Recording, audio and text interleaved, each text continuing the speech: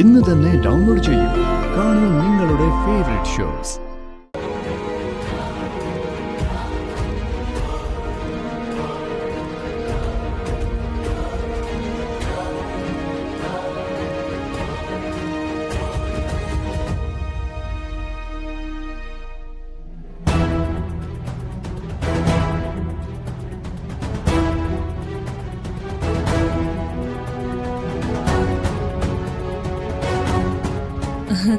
എന്താ എല്ലാരും ഇവിടെ നിൽക്കുന്നേ?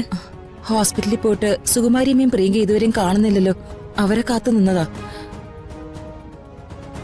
ഹോസ്പിറ്റലിൽ അവരോടൊപ്പം പോയവർ ഇങ്ങോട്ട് തിരിച്ചു പോകുന്നതല്ലേ? ഗർഭിണിയാ, അതാണ് ഏറ്റവും വലിയ പേടി. ഈശ്വരാ, ഒന്നും സംഭവിക്കാതിരുന്നാ മതിയായിരുന്നു. ഉർവശി, അക്കാര്യത്തിൽ ഒരു തീരുമാനം കൂടി എടുത്തിട്ടാ എല്ലാവരും കാത്തു നിൽക്കുന്നത്.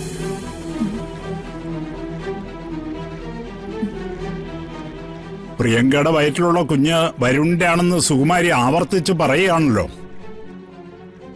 നമ്മളത് നിഷേധിക്കുന്നതിന് ഒരു പരിധിയില്ലേ?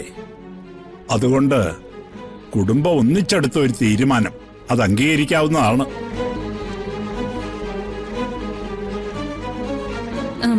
അച്ഛാ, സത്യമാണോ ഈ പറയുന്നേ? അല്ലാതെ പിന്നെ എന്ത് ചെയ്യാനാ? അപ്പോ രാധികയോ?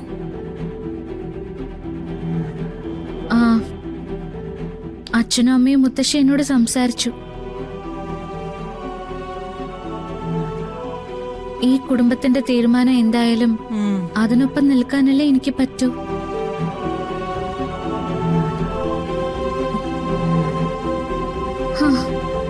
ഞാൻ ആറ്റശ്ശേരിയിലേക്ക് തിരിച്ചു പോവാന്ന് പറഞ്ഞു. അയ്യോ രാധികെ, അത് വല്ലാത്ത കഷ്ടമായല്ലോ. എന്തായാലും ആരെങ്കിലും ഒരാൾ കരേണ്ടി വരും. അതിപ്പോ ബോധമില്ലാത്ത പ്രിയങ്കയ്ക്ക് പകരം ബോധമുള്ള രാധികയാവട്ടെ.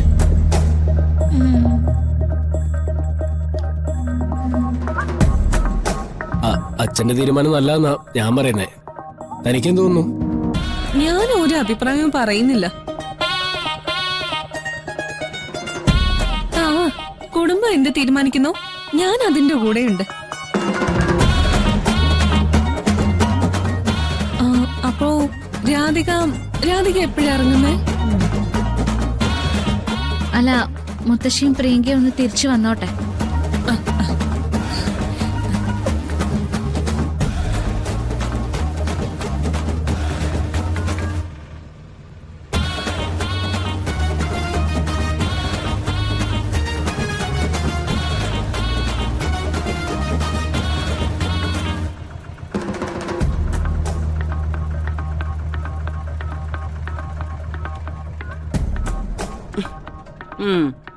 ഏതൊക്കെ വഴിയിലൂടെ ആണോ ഇയാൾ കൊണ്ടുവന്നേ?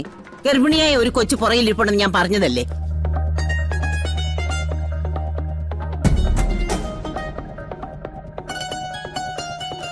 തൊന്റെയൊക്കെ ഒരു കാര്യം.